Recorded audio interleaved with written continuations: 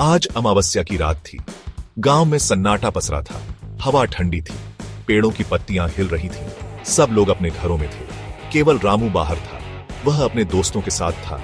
वे गांव के बाहर खेल रहे थे। अचानक उनकी नजर एक पुराने कुएं पर पड़ी। यह कुआं गांव के बाहर था। कभी इसमें पानी भरा रहता था। अब यह सूखा और वीरान पड़ा था।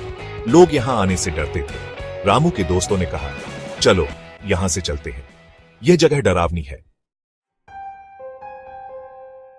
रामू भी डर रहा था, लेकिन वह अपने डर को दिखाना नहीं चाहता था। उसने कहा, डरो मत, मैं यहां रहकर देखता हूं, तुम लोग जाओ। रामू के दोस्त चले गए। रामू अकेला रह गया। वह कुएं के पास गया। उसने अंदर झांका। कुआं बहुत गहरा था। अंदर अंधेरा था। हवा तेज हो गई थी। पेड़ जोर से हिल रहे थे। रामू को ठंड लग रही थी। उसे अपने दोस्तों की याद आ रही थी। अचानक उसने एक आवाज सुनी। यह एक महिला की आवाज थी। आवाज कुएं से आ रही थी। वह कह रही थी, बचा लो, मुझे बचा लो। रामू डर गया। उसने गांव वालों से इस कुएं के बारे में सुना था। कहते हैं कि इसमें एक चुड़ैल रहती है। वह लोगों को अपनी ओर खींच लेती है। रामू पीछे हटा।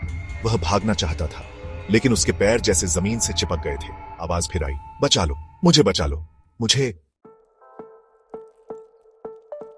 रामू ने हिम्मत जुटाई। उसने अपनी लालटेन उठाई। वह धीरे धीरे कुएं के पास गया। उसने लालटेन कुएं में उतारी। वह अंदर देखने की कोशिश कर रहा था। अचानक उसके हाथ से लालटेन छूट गई। लालटेन कुएं में गिर गई। अंधेरा छा गया। रामू चिल्लाया, अरे! फिर सन्नाटा छा गया। रामू गायब था। केवल उसकी लालटेन कुएं के पास पड़ी थी। हवा चल रही थी। पेड़ हिल रहे थे।